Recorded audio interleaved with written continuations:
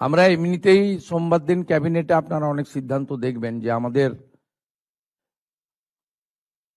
Chargesheet declaration এবং ম্যানিফেস্টোতে অনেকগুলো বিষয় বলা রয়েছে, অ্যাট্রোসিটি এগেইনস্ট ওমেন, আমাদের ইনস্টিটিউশনাল করাপশন, ওগুলো আমরা পরে পরে বলবো। ক্যাবিনেটের অ্যাপ্রুভাল নিয়ে, প্রপার অথরিটির অ্যাপ্রুভাল নিয়ে আমরা আপনাদেরকে নিশ্চয়ই জানাবো। কিন্তু এজ এ হোম মিনিস্টার আমি চার্জ নেওয়ার পরে মাননীয় চিফ সেক্রেটারি, মাননীয় হোম সেক্রেটারির কাছে রিটিন চেয়েছিলাম যে কলকাতা পুলিশের আরজি করের ইনসিডেন্ট এবং তার পরের কিছু বিষয়গুলো নিয়ে কি তারা কিভাবে হ্যান্ডেল করেছেন। Under the leadership of the chief secretary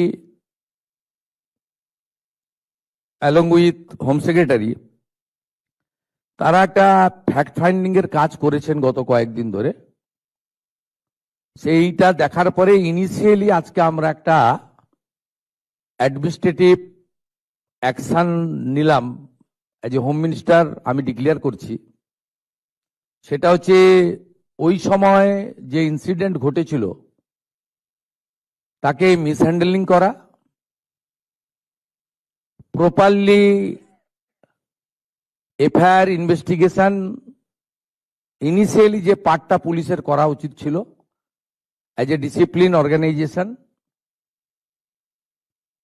সেই বিষয়গুলো দেখা। আমরা কিন্তু মূল ইনভেস্টিগেশন পার্টে যাচ্ছি না, কারণ ওটা সিবিআই করছে এবং কোর্টে পেন্ডিং রয়েছে। আমরা শুধুমাত্র আমাদের সরকারের যে লোকরা ছিল, specially the senior police officers, দিদেন কলকাতা পুলিশের যারা ছিলেন সিপি এবং ইনক্লুডিং অল, এবং সবচেয়ে বড় অভিযোগ যেটা ইনিশিয়ালি আমাদের কাছে থ্রু মিডিয়া অনেকবারই এসেছে ভিকটিমের মাদারের পক্ষ থেকে, যে দুজন police officer on behalf of the state government টাকা দিতে চেয়েছিলেন। এটা তদন্ত করতে হবে যে অ্যালিগেশন কতটা, কিন্তু ইনিশিয়ালি আমরা মনে করি এই তদন্তগুলো করতে গেলে যাদের বিরুদ্ধে অভিযোগ পুলিশ আধিকারিক, তাদেরকে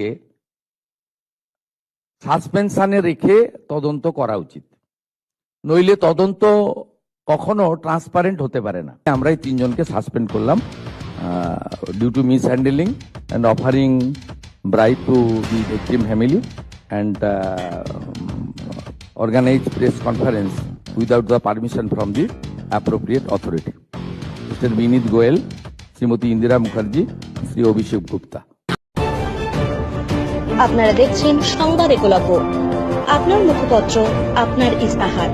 সব খবর সবার আগে পেতে ফেসবুক পেজটি লাইক করতে